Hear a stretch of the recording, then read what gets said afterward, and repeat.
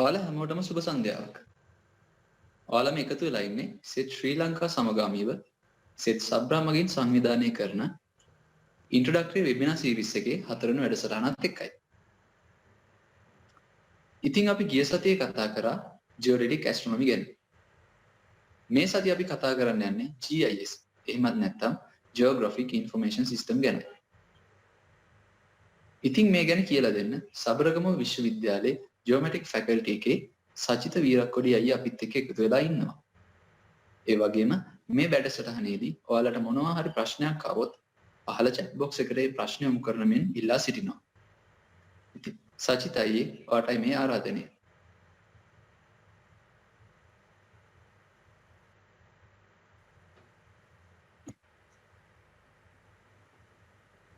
Thank you, Mali.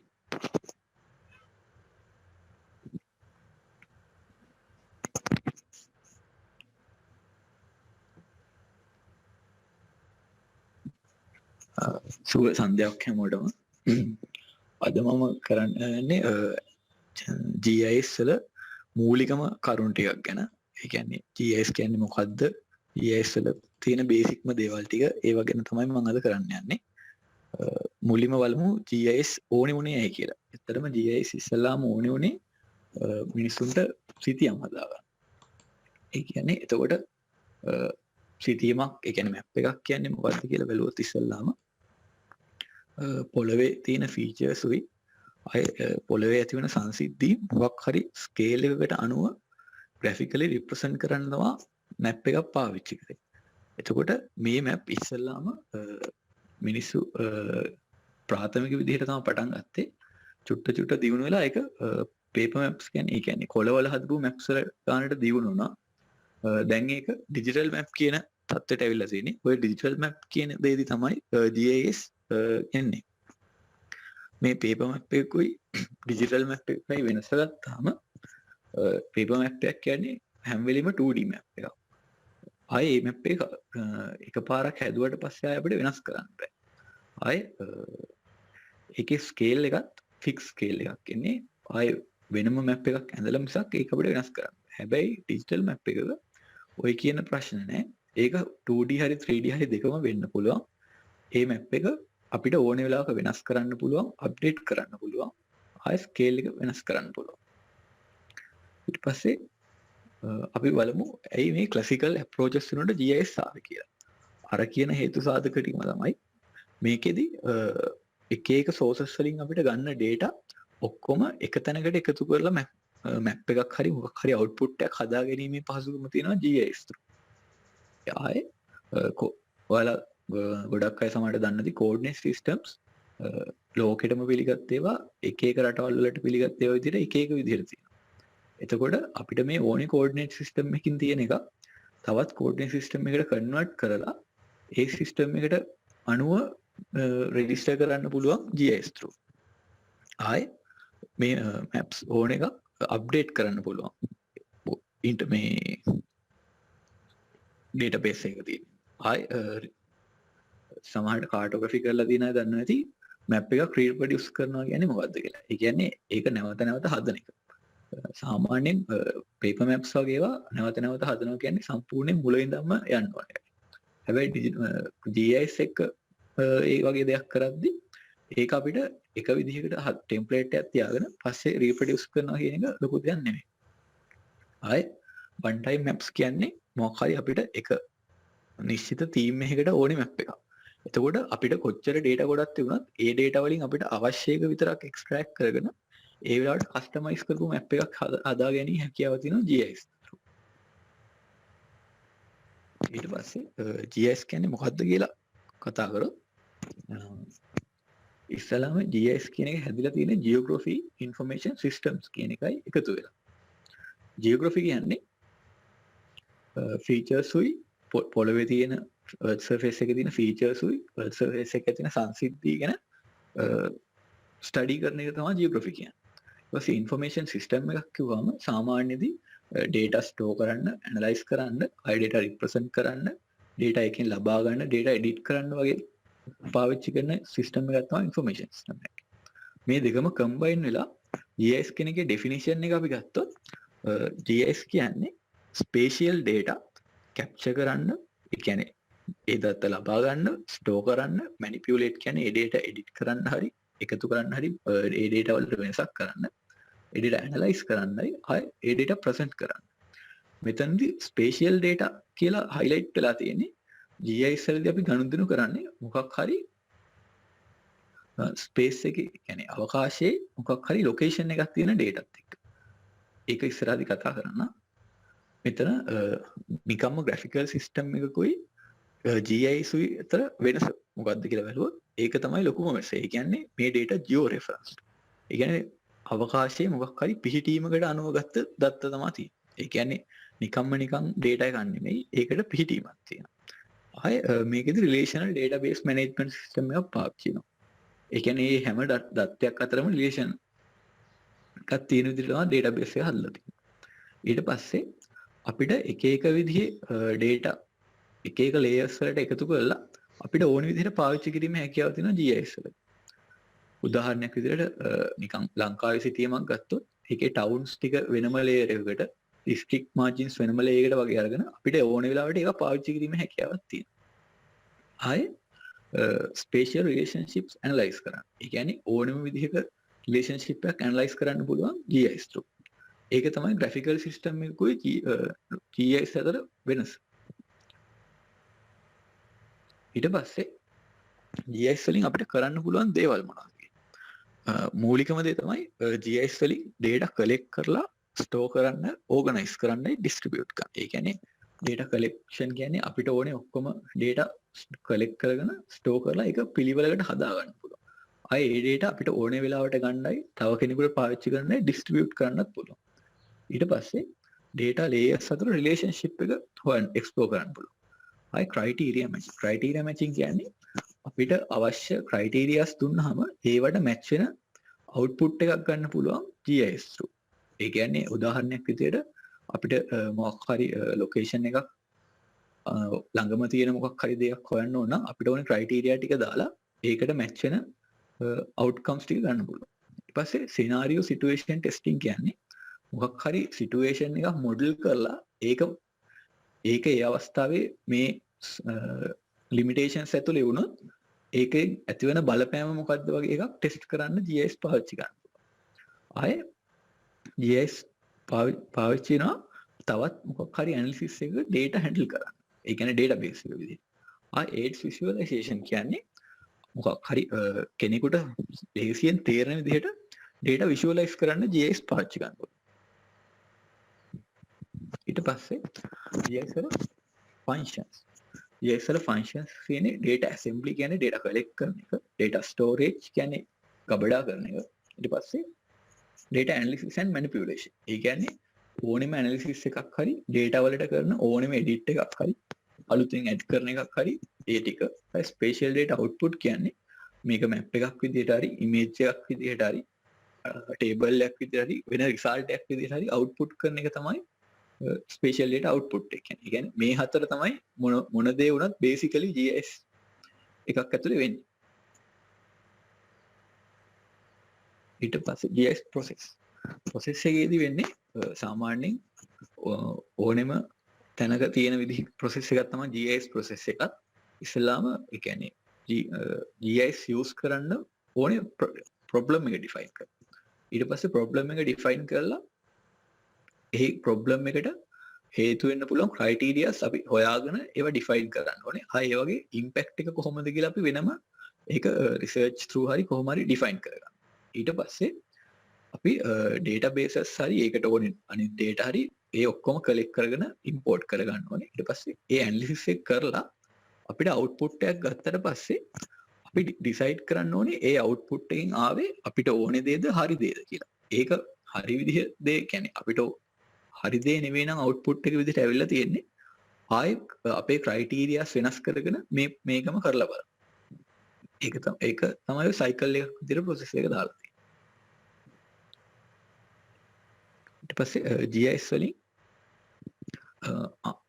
උත්තර ගන්න පුළුවන් විදිහ ප්‍රශ්න පහක් තියෙනවා. ඒ කියන්නේ locational information ගන්න පුළුවන්. ඒ කියන්නේ මොකක් හරි location එකක තියෙන්නේ මොකද්ද කියන එක GIS through අපිට explore කරගන්න. අයි කන්ඩිෂනල් කියන්නේ මොකක් හරි දෙයක් කොතනද තියෙන්නේ කියන්නේ. ට්‍රෙන්ඩ් එකක් කියන්නේ කාලෙන් කාලයට වෙනස් වෙන දෙයක්. වෙනස් මොකක් හරි දෙයක වෙනස් වෙලා තියෙන ස්වභාවය ඇනලයිස් කරගන්න පුළුවන්. හයි පැටර්න් එකක් හරි මොකක් හරි රිලේෂනල් එකක් කියන්නේ ස්පේෂියල් පැටර්න් එකක්. ඒ කියන්නේ පොළවේ හරි මොකක් හරි සාමාන්‍ය ස්පේෂියල් පැටර්න්ස් තියෙනවා. ඒ පැටර්න්ස් අයිඩෙන්ටිෆයි කරගන්න හරි ඒ අතර වෙනස හොයාගන්න හරි පුළුවන් GIS පාවිච්චි කරලා. හයි මොඩල් බේස්ඩ් කියන්නේ මොකක් හරි දෙයකට අපි ක්‍රයිටීරියාස් දාන දෙයක් වගේ තමයි. එතකොට මේක මේ විදිහට වෙනවා නම් ඒකේ අවුට්පුට් එක වෙන්න පුළුවන් කොයි විදිහටද වගේ එකක් බලා ගන්න පුළුවන් මොඩල් බේස් දේවල්. ඒ ප්‍රශ්න පහට GIS වලින් අපිට ඕනම වෙලාවක උත්තරයක් ගන්න පුළුවන්.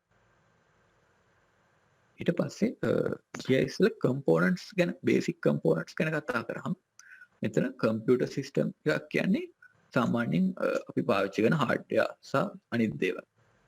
ඊපස්සේ GIS software එක කියන්නේ අපි ඇනලිසිස් වලට හරි data store කරන්න හරි පාවිච්චි කරන GIS software. ඒක commercial software එකක් වෙන්නත් පුළුවන්. සාමාන්‍ය commercial software වලට උදාහරණ වගේ කිව්වොත් හැමෝම දන්න ArcMap වගේ. ඊට පස්සේ open source software එකක් කියන්නේ QGIS වගේ දේවල්. මෙතන commercial softwares වගේ open source software අතර තියෙන වෙනස තමයි commercial softwares ගොඩක් stable.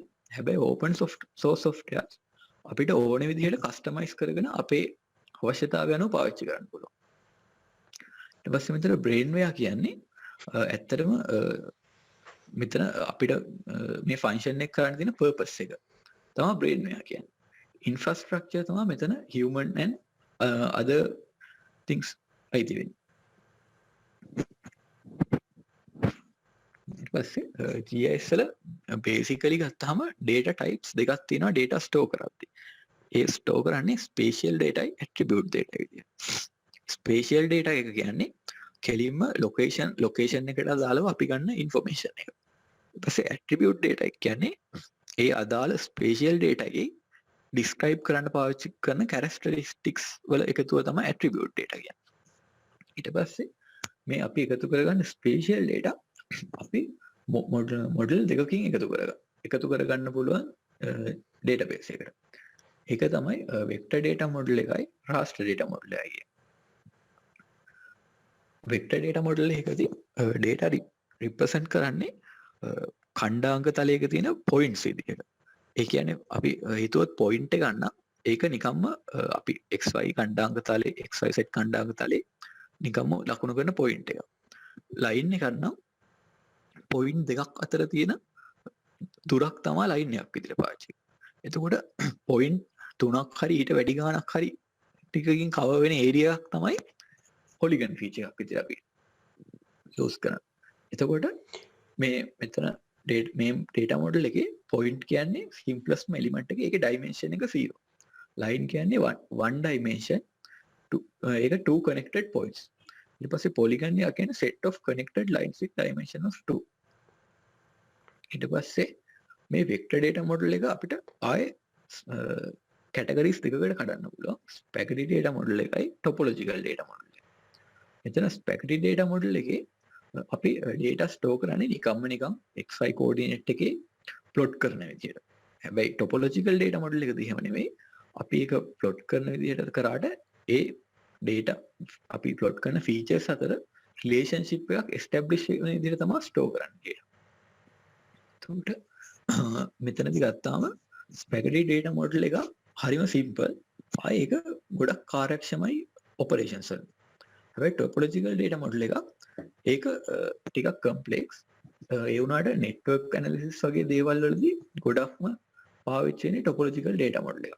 ආයේ මේ topological data model එකක් තියාගත්තාම data set එකේ තියෙන quality එකයි accuracy එකයි ගොඩක් වැඩි. ආයේ topological data model එක අනිත් databases අතර share කරගන්න පුළුවන් මේකේ topological relationship එකක් තියෙන එක. ඊට පස්සේ මේකේ topological data model එකේ topology එක තියෙනවා. ඒ කියන්නේ topology එක කියලා අදහස් කරන්නේ මේ features transform කරද්දී ඒ කියන්නේ වෙනත් ආකාරයකට convert කරද්දී මේ වගේ properties ටිකක් mathematical properties ටිකක් තියෙනවා වෙනස් වෙන්න ඕනේ නැති. ඒ එහෙම වෙනස් නොවී තියෙන එකට තමයි topology එක කියන්නේ. එතකොට topological data set එක ටොපොලොජිකලි කන්සිස්ටන්ට් වෙන්න නම් කරුණු 5ක් තියෙනවා මේ හරි වෙන්න ඕනේ. එතකොට මෙතන ආක් එකක් කියන්නේ ලයින් එකක්, නෝඩ් එකක් කියලා අදහස් කරලා තියෙන පොයින්ට් එකක්. එතකොට ආක් එකක් සාමාන්‍යයෙන් අපි ලයින් එකක් ඇන්දාම ඒ ලයින් එක පටන් ගන්න ඕනේ හරි ඉවර වෙන්න ඕනේ හරි නෝඩ් දෙකකින්. ඒ කියන්නේ පොයින්ට් දෙකකින්. ඒක තමයි පළවෙනි රූල් එක. ඊට පස්සේ ආයේ ලයින් එකක් ඇන්දාම ලයින් එක දෙපැත්තේ හැම වෙලේම පොලිගන්ස් දෙකක් තියෙනවා. ආයේ එතකොට පොලිගන් එකක් ඇන්දොත් ඒ පොලිගන් එක හැදිලා තියෙන්න ඕනේ simultaneous line point sequence එකකින්. ඒ කියන්නේ එක දිගට යන point line කියලා sequence එකකින්. ඊට පස්සේ අපි නෝඩ් එකක් ගත්තොත් ඒ නෝඩ් එක වටේටම පොලිගන් ආක් කියන සීක්වන්ස් එකක් වටේට හැම වෙලේම එනවා කියලා තියෙනවා. ඊට පස්සේ ලයින්ස් දෙකක් නෝඩ් එකකදී අර ඉන්ටර්සෙක්ට් වෙන්න බෑ කියලා තියෙනවා. ඒ රූල්ස් පහ පිළිපදිනවා නම් ඒ data set එක topologically consistent කියලා අදහස් කරනවා. ඊට පස්සේ topological relationships ಜಾති හතරක් තියෙනවා. adjacency, connectivity, containment, coincidence කියලා. adjacency කියන්නේ features දෙකක්. ඒ කියන්නේ ඒ දෙක එකට connect වෙන්නේ නැහැ. connectivity කියන්නේ features දෙකක් කොහොම හරි connect වෙලා තියෙනවා. containment කියන්නේ එක feature එකක් ඇතුලේ තව feature එකක් තියෙනවා. coincidence කියන්නේ ඒ එක feature එකක් උඩ ඒක coincide වෙන්නව තව feature එකක් තියෙනවා. ඒ කියන්නේ ඒකේ space එක සම්පූර්ණයෙන්ම තව feature එකකින් ගන්නවා. මේ relationships තමයි features දෙකක් අතර topologically තියෙන්න පුළුවන්. ඊට පස්සේ raster data models ගැන කතා කරාම raster data model එක අතන xy කණ්ඩායම තලයේ point විදිහට පෙන්වනවා වගේ මෙතන grid එකක cells වලින් තමයි point line area පෙන්වන්නේ. මෙතනදී point එකක් කියන්නේ තනි cell එකක්. line එකක් කියන්නේ එක දිගට යන cells polymer. එතකොට area එකක් කියන්නේ cells common එකම connect වෙච්ච common area එක තියෙන cells ටික. එතකොට මේ raster data model එක හැම වෙලේම cell size එක මත රඳා පවතින resolution එක. ඊට පස්සේ raster data තමයි ඇත්තටම වැඩිපුරම collect කරගන්න තියෙන GIS වල data විදිහට.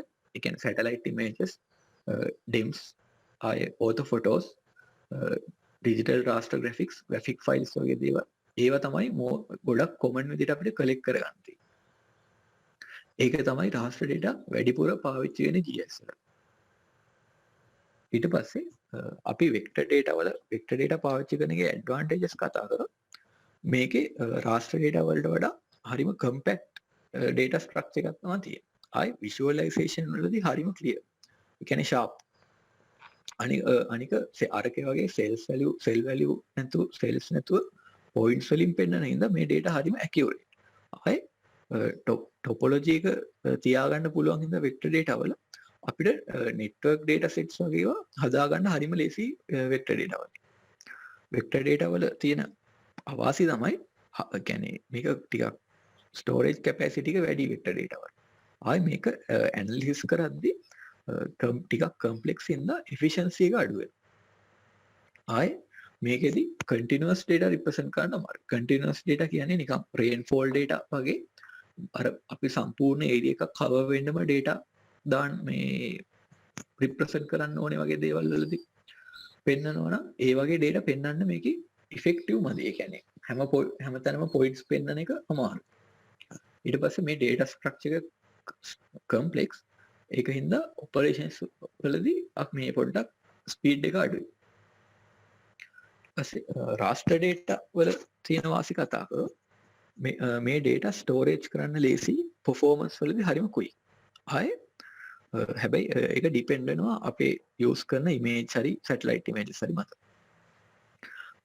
මේක mathematical modeling නුයි quantitative analysis වලට raster data පාවිච්චි කරද්දී හරිම ලේසි. continuous data, discrete data කියන දෙකම rasters වලදී අපිට ලේසියෙන් represent කරගන්න පුළුවන්.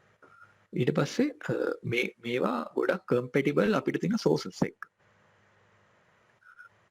මේකේ තියෙන disadvantages තමයි topological relationship establish කරන්න බෑ raster data වල. අපිට හම්බෙන output එක සම්පූර්ණයෙන් depend වෙන්නේ data වල cell size එක මත. ඒ කියන්නේ resolution එක සම්පූර්ණයෙන් ඩිපෙන්ඩ් වෙනවා data වල cell size මත. ඊට පස්සේ output graphics අර vector data වල තමයි sharp නැහැ. ආයේ සමහර වෙලාවට අපිට හම්බෙන output එක අපේ අවශ්‍යතාවයට හරි යන තරම් quality නැති වෙන්න පුළුවන් අපි පාවිච්චි කරන sources වල තියෙන resolution මත.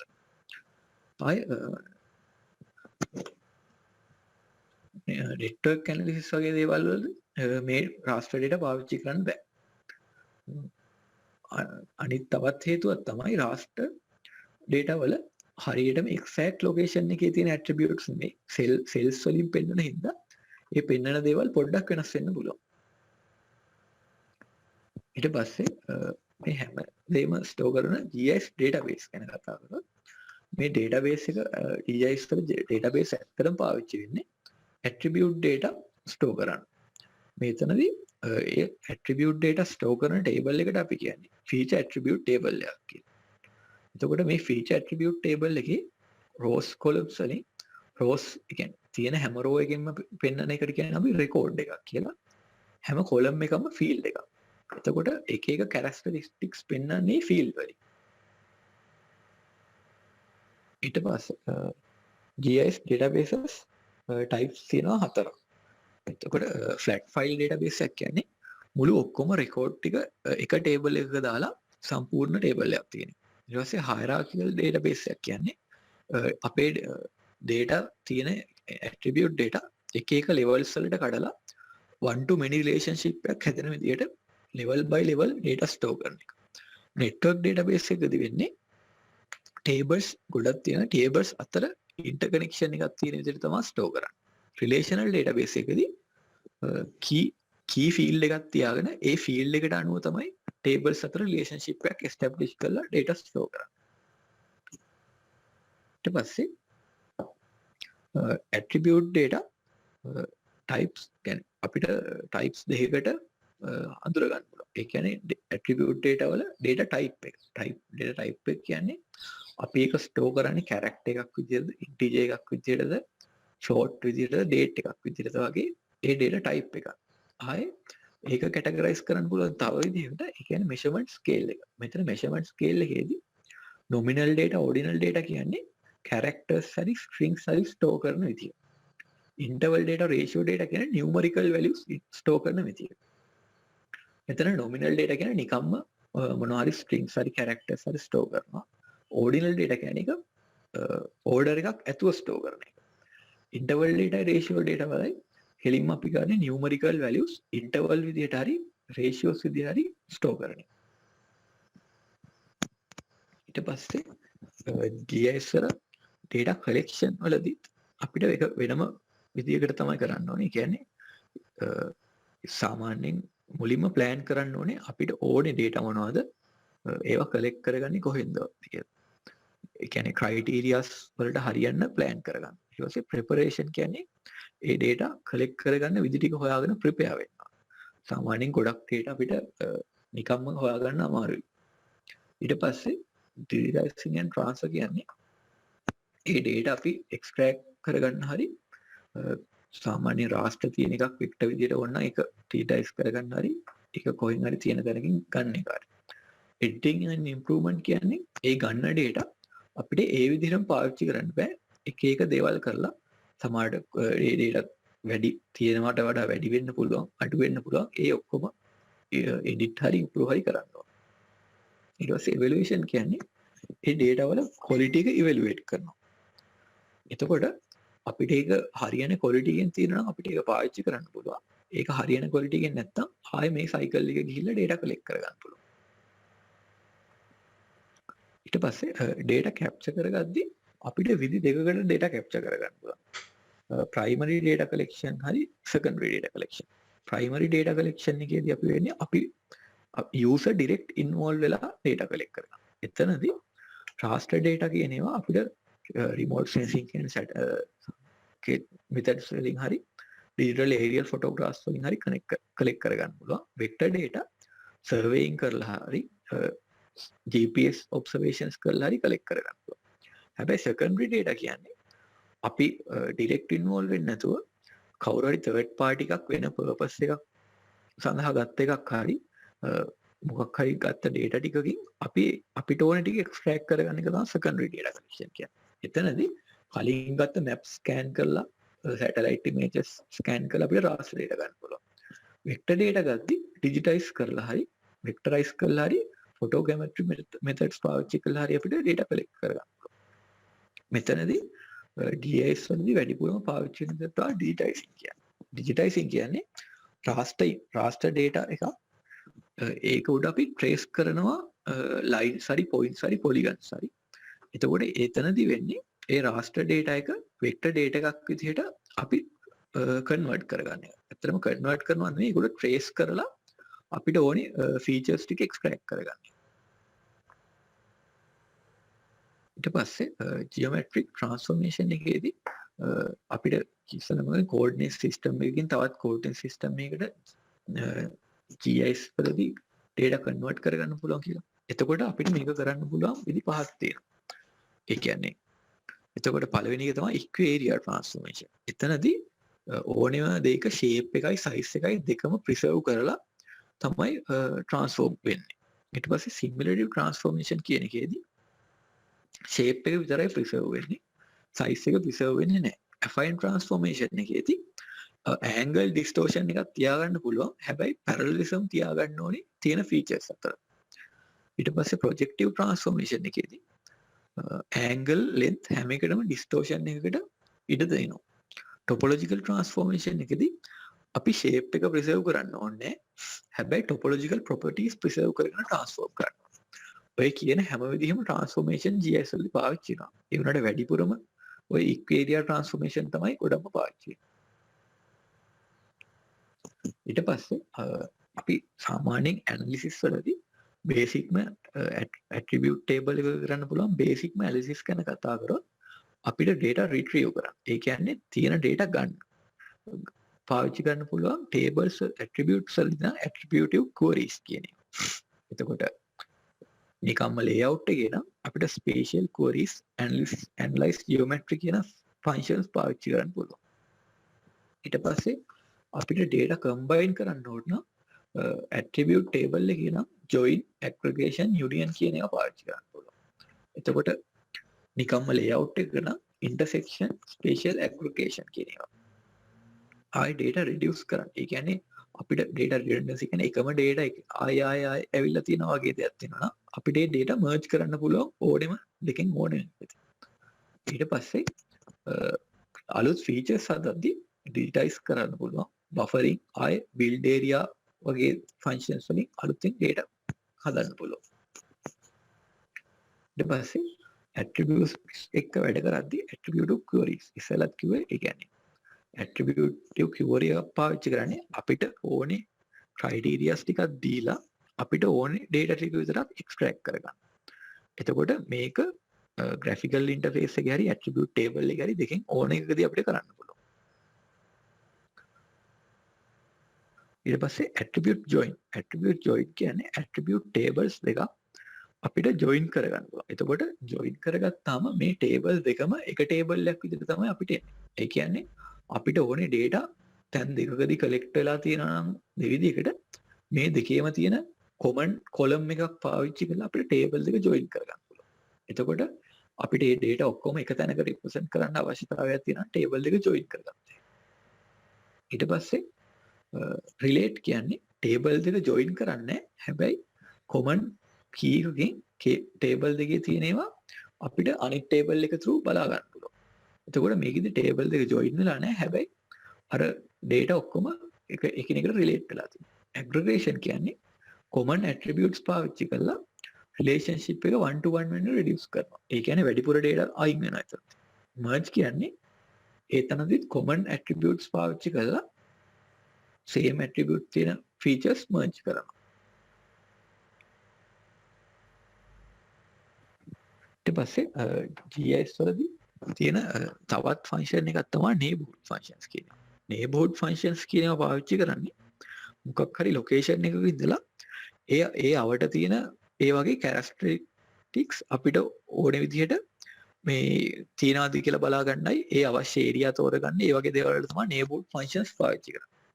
මෙතනදී neighborhood functions අපිට බේසිකලි තියෙනවා තුනක්. proximity computation, spread computation, seek computation කියලා.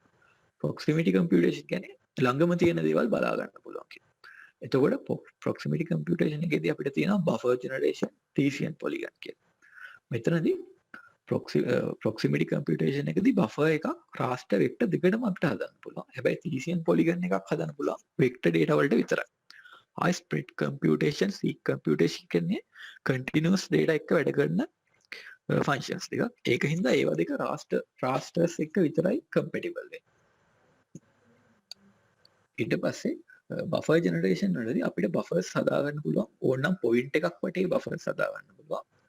ආයි තනි point එකක් වටේ හරි points ගොඩක් වටේ හරි. එතකොට ඒ points ළඟින් තියවිලා buffers intersect වෙනවා නම් ඒ ඔක්කොම buffers එකක් විදියට ගන්නත් අපිට ඕනනම් පුළුවන්. ආයි අපිට buffers multiple ring buffers. ඒ කියන්නේ එක තැනක ඉඳලා විවිධ දුරවල් වලින් buffers දාගන්න පුළුවන්. එහෙම functions උත් තියෙනවා. ආයි අපිට stack zones කියන්නේ ඒ buffers එක එක buffers දාගත්ත ඒවා ඔක්කොම තනි එකක් විදිහට represent කරන්න පුළුවන්. ආයි buffers කියන්නේ point line polygon කියන feature තුනටම අපිට ප්‍රශ්නයක් නැතුව පාවිච්චි කරන්න පුළුවන්. මෙතන තියෙන්නේ මුලින්ම point වලට unmerged buffers, දෙවෙනි එකේ තියෙන්නේ points වලට දාපු merged buffers. එතකොට line එක උඩ buffer එකක් දාද්දි අපිට ඒක කැමති විදිහකට දාන්න පුළුවන්. line එකේ rectangular buffer එකක් හරි rounded buffer එකක් හරි. ඊට පස්සේ යට දෙවෙනියට තියෙන්නේ multiple ring buffer එක. ඒකෙම පළවෙනි තියෙන එක stack කරපු. ඒ කියන්නේ features තුනක් විදිහට තියෙන එක තනි feature එකක් කරලා. ඊට පස්සේ මේ areas වලට දාන buffer. සාමාන්‍යයෙන් area එකට දාන buffers අපිට area එක ඇතුළට එන්නත් දාන්න පුළුවන්, එළියට එන්නත් දාන්න පුළුවන්. එහෙම නැත්නම් area එක ඇතුළේ එළිය දෙකේම උන buffers දාන්න පුළුවන්. ඒ කියන්නේ අපේ අවශ්‍යතාව අනුව buffers දාන ඕන direction එක select කරගන්න පුළුවන් area එකට. ඊට පස්සේ raster එකකදී buffers generate කරද්දී cell එක වටේට සමාන දුරවල් වලින් තියෙන තව cells ටිකක් තමයි එතකොට buffer එක විදිහට create වෙන්නේ. හැබැයි මේ buffer එක vector වලදී තියෙන buffers තරම් sharp නැහැ. මොකද හැම cell එකම සමහර cell වල භාගයක් වගේ select කරනොත් එතකොට මුළු cell එකම select වෙනවා. ඊට පස්සේ Bayesian polygon. Bayesian polygon එක කියන්නේ මොකක් හරි points ගොඩක් තියෙද්දි එක point එකකට ළඟින්ම තියෙන boundary කියන්නේ එක point එකකට අඩුම දුරකින් තියෙන boundary එකක් අඳ ගන්නවා. මේක delivering polygons base කරගෙන තමයි අඳගන්නේ. ඒ කියන්නේ point එක වටේට points ඔක්කොම වටේට boundaries ඇඳෙනවා. එතකොට මේ හැම point එකකම ඉඳලා මේ boundaries වලට තියෙන දුරවල් ගත්තාම ඒ point එකයි boundary අතර තියෙන දුර ඒ දෙක point වෙන point එකක් අතර ඒ boundary එකට ඒ තැනටම තියෙන දුරට වඩා අඩුම දුර වෙන්න ඕන. එතකොට මේ area එක තමයි එතකොට proximity area එක විදිහට ගන්න. මේවා automatically generate වෙන දේවල් ඕනම GIS එකක. ඊට පස්සේ spread computation. spread කිව්වම නිකම් තේරෙනවා. ඒ කියන්නේ පැතිරියාම යන එක හොයාගන්න තමයි spread computation එක පාවිච්චි කරන්නේ. එතකොට spread computation එක සාමාන්‍යයෙන් එක ස්ථානයක ඉඳන් වටේටම කොහොමද මේක පැතිරෙන්නේ කියලා හොයාගන්නවා. සාමාන්‍යයෙන් bomb blast එකක් sound එක spread වෙන විදිහක් වගේ දේවල් මේකෙදි හොඳට analyze කරගන්න පුළුවන්.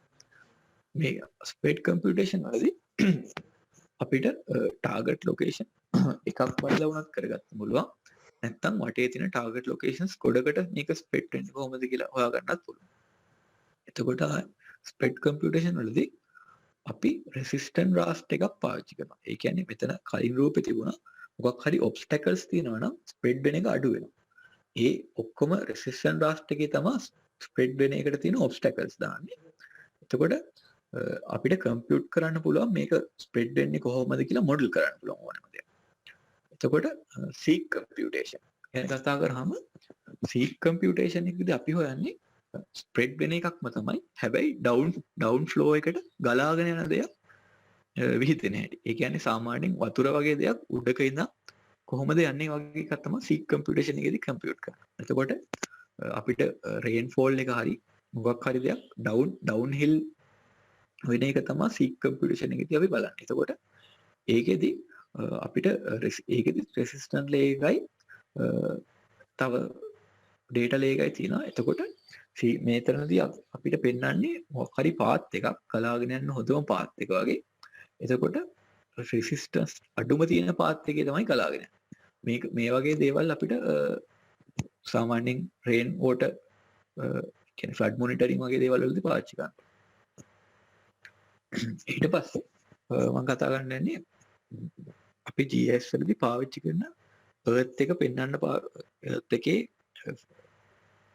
ෆීචර්ස් පෙන්වන්න පාවිච්චි කරන surface models එක. මෙතන DEM කියන්නේ digital elevation modeling. ඒ කියන්නේ එතනදී අපි පෙන්වන්නේ bare Earth එක විතරයි. ඒ කියන්නේ පොළවේ මුකුත් ෆීචර්ස් නැතුව සම්පූර්ණ Earth මේ bare Earth. ඊට පස්සේ DTM කියන digital terrain modeling. terrain modeling එකේදී DEM එකකදී පෙන්වනවට වඩා අමතරව පොළවේ තියෙන linear features අපිට පෙන්වනවා. එතකොට DSM එකක් කියන්නේ පොළවේ තියෙන ඔක්කොම features. ඒ කියන්නේ buildings, ගස් හැමදේම එක්ක surface එකේ පෙන්වන එක තමයි DSM එකක් කියන්නේ. මෙතන රූපේ වලට හොයන්න පුළුවන් DSM එකයි DTM එකයි අතර තියෙන වෙනස. මේ DTM එකයි DEM එකයි අතර තියෙන වෙනස තමයි terrain model එක linear features පෙන්වනවා. digital elevation model එකේ මුකුත්ම features නැහැ. bare earth එක විතරමයි represent කරන්නේ. ඊළඟ method එක තමයි පොළව සාමාන්‍යයෙන් round එක represent කරන්න තියෙන tin model එක. tin කියන්නේ triangular irregular network. ඒ කියන්නේ පොළව එතකොට පෙන්වන්නේ triangle network එක. එතකොට මේ triangles regular triangles මේ irregular triangles. හැබැයි මේ triangles හැම triangular nodes තියෙන හැම node එකකින්ම set value එක පෙන්වනවා. එතකොට මේ triangles හදන්නේ Teleunit triangles. ඒ කියන්නේ හැම වෙලෙම මේ triangle එකක angles වල වැඩිම angle එක 90ට වඩා වැඩි වෙන්න බෑ. අඩුම angle එක 30කට වඩා අඩු වෙන්නත් බැරි විදිහට තමයි මේ triangles create වෙන්නේ. ඒ විදිහ හදපු interconnected triangle model එකකින් අපිට surface එක represent කරගන්න පුළුවන්. ඊට පස්සේ rasters වලින් surface එක represent කරද්දී අපිට ඒ rasters වල එකිනෙක raster cell එකට අදාළ set value එකකින් surface එක පෙන්වන්න පුළුවන්. එතකොට නිකම්ම points ටිකක set values තියෙනවා අපිට ඒවා interpolate කරලා අරගෙන මේ raster එක හදා ගන්න පුළුවන් මේක represent කරන විදිහ. හැබැයි මේකෙදි cell size එක එක්ක raster එකේ quality එක depend වෙනවා. ඊට පස්සේ 3D අපි කතා කරලා තියෙන 3D surfaces represent කරන විදිය. ඒ තියෙන 3D surfaces වලින් කරන්න පුළුවන් analysis යාදී තියෙනවා. පළවෙනි එක තමයි slope analysis. මෙතන යටම පින්තූරෙන් පෙන්නලා තියෙන එක. ඒ කියන්නේ slope එක තියෙන angle එක. මේක angle එකක් විදිහට හරි percentage එකක් විදිහට හරි දෙකටම පෙන්වන්න පුළුවන්. එතකොට අපිට වැඩිම slope එකක් තියෙන කොතනද වගේ දේවල් මේක analyze කරලා බලා ගන්න. ඊට පස්සේ aspect එක කියන්නේ මෙතන පළවෙනි පින්තූරෙන් පෙන්නනවා. ඒ කියන්නේ slope එක තියෙන direction එක. අපිට ඒක බලා ගන්න පුළුවන් aspect එක. ඊට පස්සේ contours කියන්නේ අපි සාමාන්‍යයෙන් contours හැමෝම දන්නවා නිකන් සිතියම් පොත්වලම තියෙන ඒ කියන්නේ line එකම හිටින points තමයි contours කියන්නේ. contours උත් generate කරනවා surface model එක. surface represent කරන ඕනි model එකකින් generate කරගන්නවා. එතකොට visibility analysis එකක් කියන්නේ 3D වලදී අපිට එක තැනක ඉඳන් තව තැනක් පේන විදිය කියන්නේ මැද තියෙන obstacles ඉන්න නොපෙනෙන්න පුළුවන්. ඒ පේන විදිය analyze කරගන්න. line of sight කියන්නේ අපි එක තැනක ඉඳලා තව තැනක් බලද්දි කොච්චරක් ඒ line එක දිගේ අපිට කොච්චරක් දුරට පේනවද කියන එක analyze කරගන්න. ඒ කියන්නේ අපිට obstacles කොච්චරක් අහු වෙනවද පේන්නේ මොන දේවල්ද කියලා අපිට analyze කරගන්න. view shed සාමාන්‍යයෙන් කියන්නේ military වලදී හරි නැත්තම් වෙන දෙයකදී හරි මොකක් හරි තැනකදී ඉඳන් CCTV උදාහරණයක් විදිහට CCTV mounting වලදී ඒ තැන ඉඳන් කොච්චරක් area එක visible කොච්චරක් area එක පේන්නේ නැතුව යනවාද කියන එක view shed එකේදී අපිට ඇනලයිස් කරගන්න පුළුවන්. ඊපස්සේ hill shading කියන්නේ සාමාන්‍යයෙන් ඉරේලිය වැටුනහම මේකට හිල් ෂේඩින් කියලා දීලා තින්නේ ඒකින්ද ඉරේලිය වැටුනහම කඳු වල පැත්තක් ෂේඩ් වෙනවා පැත්තක ලයිට් වැටෙනවා. ඒ විදිහට ඉරේ එක එක ඇන්ගල් වලින් එන විදිහට අපිට දාලා මේක ඒ වෙලාවට ෂේඩ් එකයි ලයිට් එකයි තියෙන විදිහට ඇනලයිස් කරගන්න පුළුවන්. මේක ගොඩක් වෙලාවට ඔය ක්‍රොප් වලට පාවිච්චි වෙනවා ඇග්‍රිකල්චර් වලදී. ආය හයි රයිස් බිල්ඩින්ග්ස් හදද්දී හිල් ෂේඩින් පාවිච්චි කරනවා. බිල්ඩින් එක හින්දා එහා පැත්ත කොච්චර ෂේඩ් වෙනවද ඒක හින්දා වෙන්න පුළුවන් ඉෂුස් මොනවද වගේ ඒවා ඇනලයිස් කරන්න. ආයි වෝටර් ෂෙඩ් ඇනලිසිස් කියන්නේ වතුර ගලාගෙන යන පාත් එක හොයන්න පුළුවන් වෝටර් ෂෙඩ් එකේ. ආයි ඒ පාත් එක හොයලා ඒක කලෙක්ට් වෙන්න පුළුවන් බේසින්ස් හොයන්න. එතකොට මේක ෆ්ලඩ් මොනිටරින් ආය රිසර්වය හදද්දී ඒ වගේ දේවල් වලදී වෝටර් ෂෙඩ් ඇනලිසිස් අපිට පාවිච්චි කරන්න පුළුවන්. ඊට පස්සේ GIS මොඩලින් ගැන කතා කරොත් GIS මොඩලින් කියන්නේ අපි සාමාන්‍යයෙන් GIS වල software එකකදී මොකක් හරි output එකක් ගන්න නම් ඒ වැඩේ සාමාන්‍යයෙන් functions tools 4-5ක් පාවිච්චි කරලා කරගන්නවා. එතකොට මේ ඔක්කොම පාර කරන අපිට මොඩල් එකක් හදාගන්න. GIS මොඩල් එකක් කියන්නේ මොකක් හරි output එකක් ගන්න කරන computers එකතු කරලා හදන තනි ටූල් එකක් වගේ එකක් තමයි මොඩල් එක කියන්නේ. මේ මොඩල් එක තියෙන විශේෂත්වය මේක රීයුස් කරන්න පුළුවන් අපිට සේව් කරලා. එතකොට ඒ මොඩල් මොකක් හරි දෙයකට අපි හදාගත්ත කියන්නේ මොකක් හරි සංසිද්ධියක් ඇනලයිස් කරන්න හදාගත්ත මොඩල් එක අපිට වෙනම කියන්නේ ඒ data set එක නේ වෙනම data set එකක් දාලා අපිට ඕනේ පොඩි වෙනස්කම් කරලා ආයෙ ලොකු අමාරුවක් නැතුව output එක ගන්න පුළුවන්. එතකොට මේ මොඩල්ස් ඉඳලා ගොඩක් දේවල් හරි ලේසි වෙනවා. ආයි මගදී අපිට සමහර දේවල් අර ෆන්ක්ෂන්ස් කරන්න අමතක වෙනවා වගේ දේවල් මම කරන මොඩල් එක දාගෙන GIS ආදී තුනක් හදන්න පුළුවන්. suitability models කියන්නේ මොකක් හරි logical sequence එකකට අදාළව criteria define කරලා අපිට මොකක් හරි ඒයක් හෙලෙක් කරගන්න දෙයක්. උදාහරණයක් විදිහට ගත්තොත් අර වෙයා හවුස් එකක් දාන්න හොඳම ලොකේෂන් එක හොයන්න ඕන නම් ඒ කියන්නේ ස්ටෝර්ස් වලට ළඟම හැම ස්ටෝර්ස් එකකටම ළඟම ලොකේෂන් එක වගේ වෙන්න හදා ගන්න පුළුවන් මොඩල් කරන්න. ඒතකොට ස්ටැටිස්ටිකල් මොඩල් එකක් කියන්නේ නියුමරිකල් රිලේෂන්ෂිප්ස් මත පදනම් වෙලා හදන මොඩල් එක. ඊට ප්‍රොසෙස් මොඩල් කියන්නේ මේවා ගොඩක් වෙලාවට එන්වයරන්මන්ටල් මොඩලින් වලදී තමයි ප්‍රොසෙස් මොඩල්ස් පාවිච්චි වෙන්නේ. ඊට පස්සේ මේ තියෙන මොඩල් එකකට උදාහරණයක්.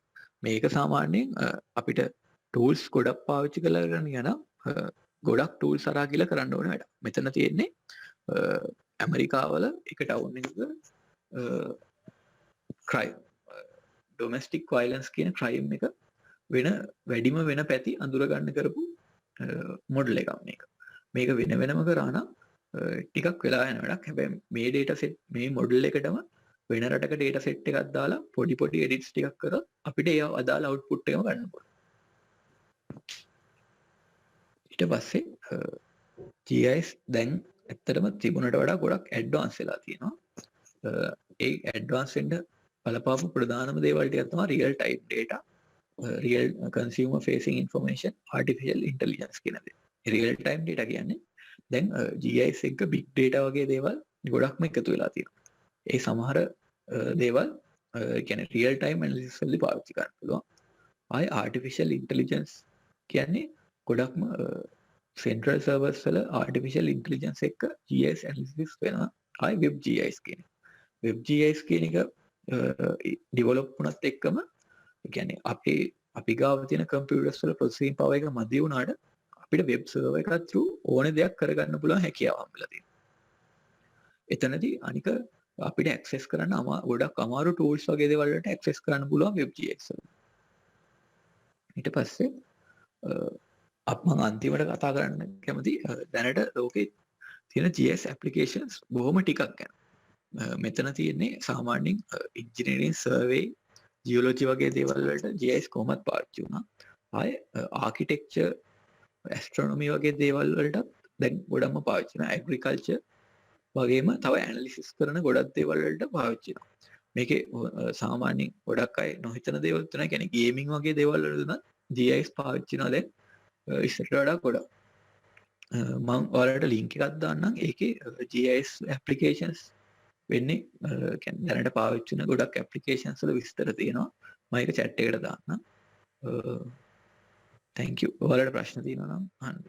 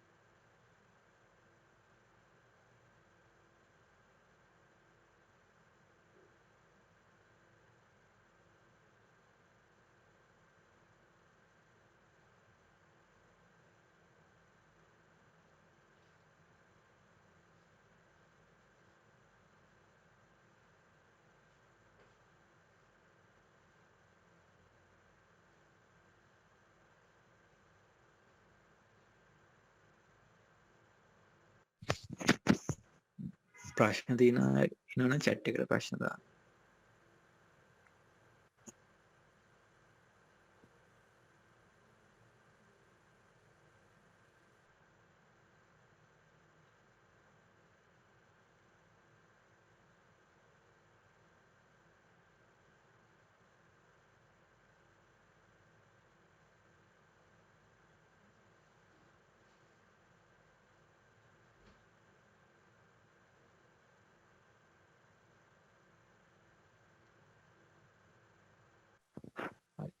GIS වලයි remote sensing වලයි වෙනස අහලා තිනවා. remote sensing කියන්නේ data collection method එක. GIS කියන්නේ data analyze කරන්නයි store කරන්නයි පාවිච්චි කරන එක. ඒක තමයි GIS remote sensing දෙකේ වෙනස.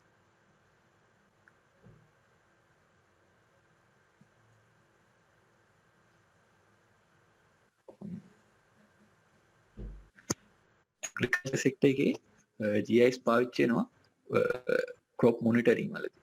ඒ කියන්නේ ආය සාමාන්‍යයෙන් අපිට ඔය satellite images හරි aerial images හරි comparison කරන්න පුළුවන්. ආය multispectral images වගේ දේවල් වලදී. ඒ වගේ analyze කරන්න පාවිච්චි කරන GIS අපි. ඒතකොට crop health වගේ දේවල් ඒ values වලට අදාළව threshold කරලා එහෙම අපිට analyze කරන්න පුළුවන් GIS software එකක් through. ඒ බේසික්ම දේවල් තව ඊට වඩා ඇඩ්වාන්ස් ඇග්‍රිකල්චර් වලදී පාවිච්චි වෙනවා.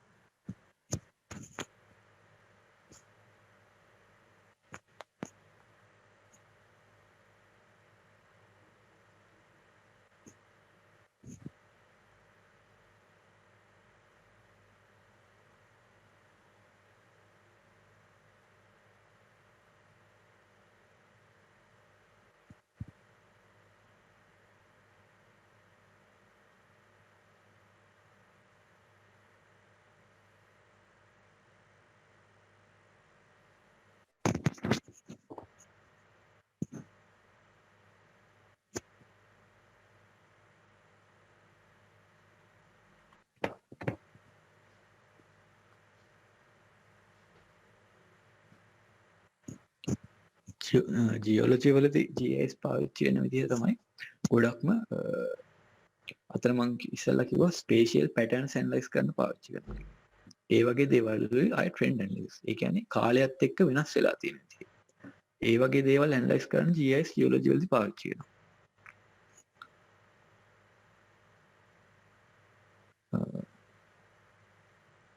ලැගූන් එක මැප් කරන්න. එතකොට ලැගූන් එක මැප් කරන්න ඇත්තටම අපිට මොකක් හරි ඒරියල් සර්වේ එකක් වගේ හරි ඒ වගේ දෙයක් තමයි ගොඩක් වෙලාවට කරන්නේ. ඒ කියන්නේ ලැගූන් එකක් කියන්නේ ඒරියල් සර්වේ එකක් හරි ග්‍රවුන්ඩ් සර්වේ දෙකම එකට යන එකක් තමයි කරන්නේ. එතකොට මෙතනදී ඇත්තටම GIS අදාළ වෙන්නේ නැහැ. ඒ කියන්නේ අපිට ඒ සර්වේ කරලා ගන්න ඉමේජස් උයි සර්වේ කරලා ගන්න ඩේටායි අපිට ඉන්ටග්‍රේට් කරගන්න පුළුවන් GIS through.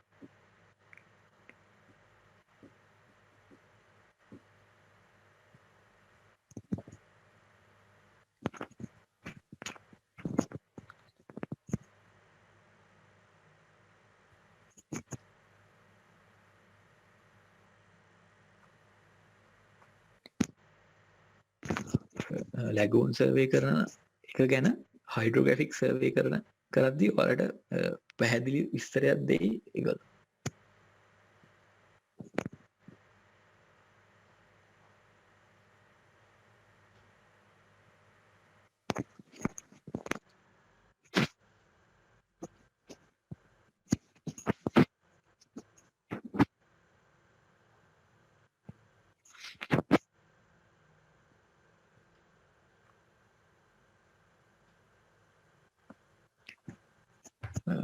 GPS කියන්නේ පොසිෂනින් වලට පාවිච්චි කරන දෙයක්.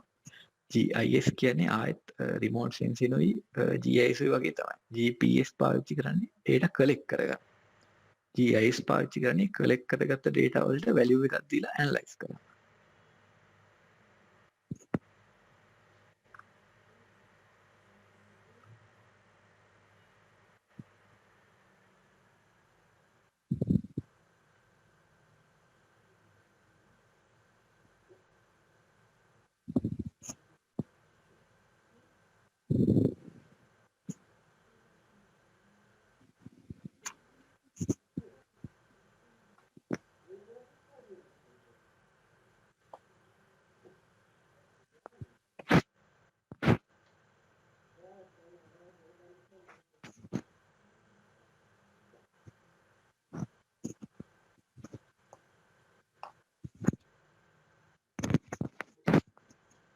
Gravity and magnetic data analyze කරන්න GIS වලින් පුළුවන්.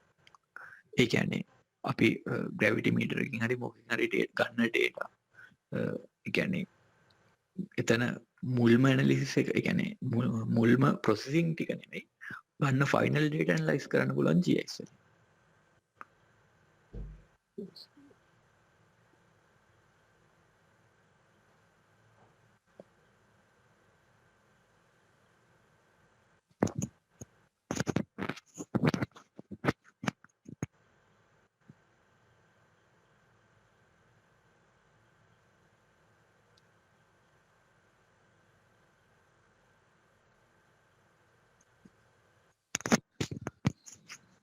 PostGIS ගැන අහලා තියෙන PostGIS කියන්නේ open source GIS software එකක්. ඒක ඇත්තටම PostgreSQL කියන එක කියන්නේ support කරන version එක.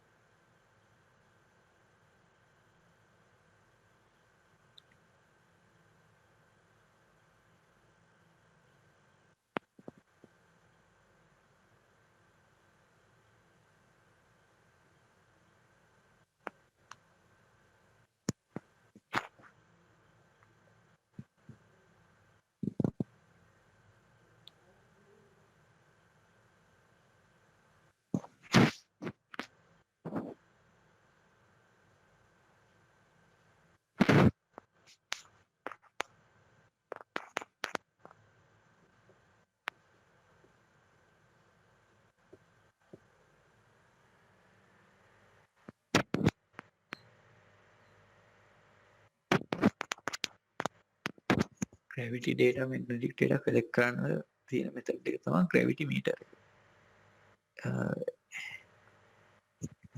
ඒකෙන් තමයි සාමාන්‍යයෙන් ග්‍රැවිටි ඩේටා කලෙක්ට් කරන්න පුළුවන් ඕනෙම තැනක. ඒක සාමාන්‍යයෙන් හෙල්ලෙන්නේ නැතිව, ඒ කියන්නේ ভাইබ්‍රේෂන්ස් මුකුත් නැතුව ගොඩක්ම සේෆ් එන්වයරන්මන්ට් එක තියන්න ඕනේ.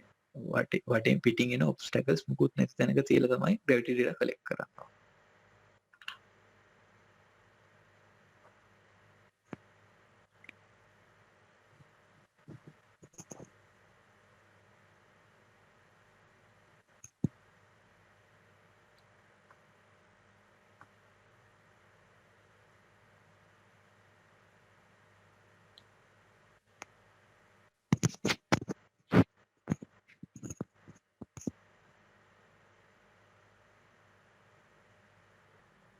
ලංකාවේ GIS ඇත්තටම යූස් වෙනවා.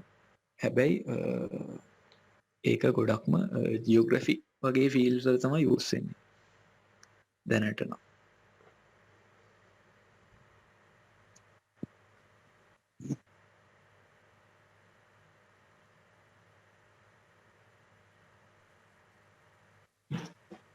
බොහොම ස්තුතියි සජිත් අයියා. ඉතින් අපි හිතනවා ඔයාලා GIS ගැන ලොකු දැනුමක් ලබා ගන්න ඇති කියලා. ඒ වගේම සහභාගී වුණ ඔයාලා හැමෝටම ස්තුතියි. ලබන සතියේත් මේ වගේම වැඩසටහනකින් හමු වෙන බලාපොරොත්තුකින් අපි සමුගන්නවා. සුබ රාත්‍රියක්.